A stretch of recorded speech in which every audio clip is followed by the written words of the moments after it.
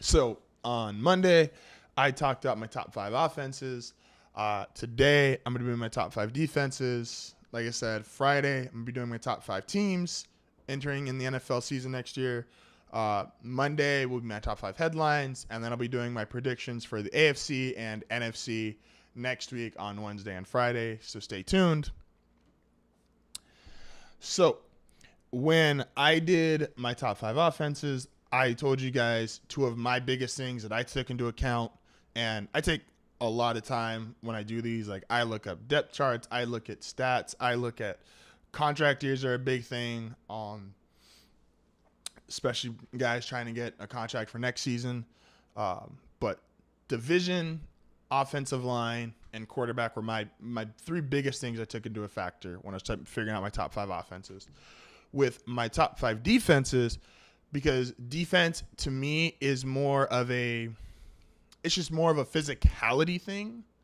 Almost like you don't really necessarily need to always scheme. You can just put the bigger, better, tougher, more athletic guys out there, and you can do pretty well on defense. So when I did that, the big things I thought of were who, in terms of personnel, is my biggest one, and then how do you match up? Two biggest things, right? So we're going to start here, just like I did with my offenses. My dark horse for who I think will have the number 5 defense in football next year, I have the Carolina Panthers. Simply, like I talked about with personnel, you got Charles Johnson, I'm going to mispronounce his name, Latule. Kuechly and Thomas Davis might be the two best inside type linebackers in the game of football. They have arguably the best front 7 in the game of football.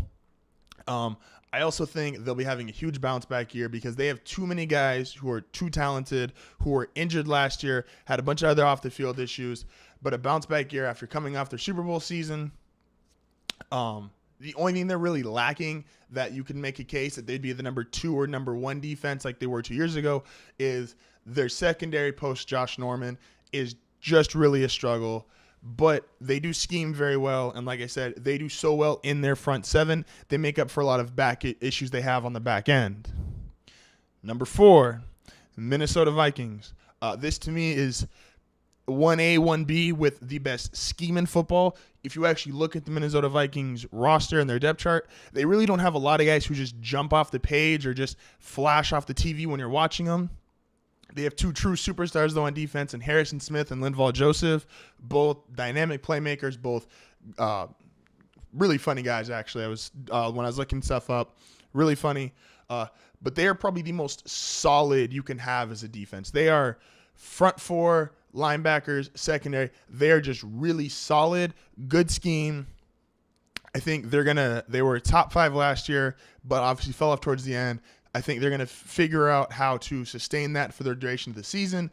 Another year with Sam Bradford, hopefully more ball control offense. Won't be on the field as much. So I'm looking for the Minnesota Vikings to have a really big year. Number 3, I have the Houston Texans. Once again, big thing with them for personnel. They have tied with, or maybe you have him as number 1, the best defensive player in the game. J.J. Watt is an animal. He's the only human I think that eats the same as Dwayne "The Rock" Johnson. Both huge men. He's like 6'6", 285, just a beast. Had 20-plus sacks in consecutive seasons before getting hurt last year. And last year, they did a hell of a job even without him.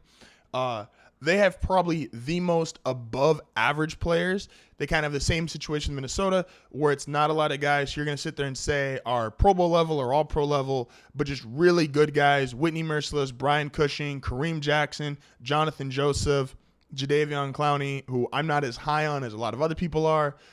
He is coming off a Pro Bowl season, an 11.5 sack year last year. We'll see how him and J.J. Watt, if both can stay healthy for the first time together. Obviously, Clowney missing most of his rookie year, J.J. Watt missing last year. If they can actually mesh and play together, should work out. Can probably be the most pure pressure without having to blitz. 1A, 1B with my number 1 team, which I'll get to. Great scheme, great defensive coordinator, and like I said, J.J. Watt can just physically destroy a game for an opponent's offense. Number 2, I have the Seattle Seahawks. the secondary, obviously, you got to talk about the Legion of Boom. You got Cam Chancellor, Earl Thomas, Richard Sherman, and even Snead came into his own last year. They hit Cam Chancellor's a monster, and he just got a new deal in the last 2 years. That's been his big thing, is that he's had contract disputes, so he missed the first 4 games, obviously 2 years ago, and then even last year playing on a lesser deal than he wanted. Like I said, contracts is always a huge thing. If a guy's playing for $60 million, he's gonna play with his hair on fire. You have probably not the most playmakers, but they probably make the most plays of any defense because they get to play that cover 3. They get to sit back, watch the opponent. They're not a shutdown defense like they were 3-4 years ago, but still a very good defense, getting turnovers, which will honestly make up for probably not stopping everyone every time, but getting those turnovers. Bobby Wagner, Cliff Averill, KJ Wright will actually have a very good chance to probably finish number 1 in total defense, or at least in points per game defense, simply due to their division. You have Carson Palmer with the Cardinals, who's going to be bordering 40 years old. Excuse me. The 49ers, I think I can play quarterback for them.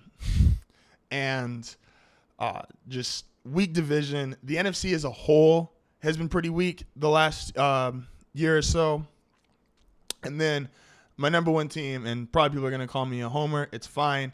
I have Denver. And people are going to look at me and like, oh, yeah, sure you do. But they've been the number 1 defense the past 3 years in football, or at least over the past 3 years. The best secondary, the best pure pass rush. Von Miller, you can make a case, is just as good as J.J. Watt in terms of being the number 1 defensive player in the league. I do think due to offensive struggles and the division they play in, they might not finish number 1, but they are personnel-wise and play-wise my number 1 defense I have heading into the 2017 season.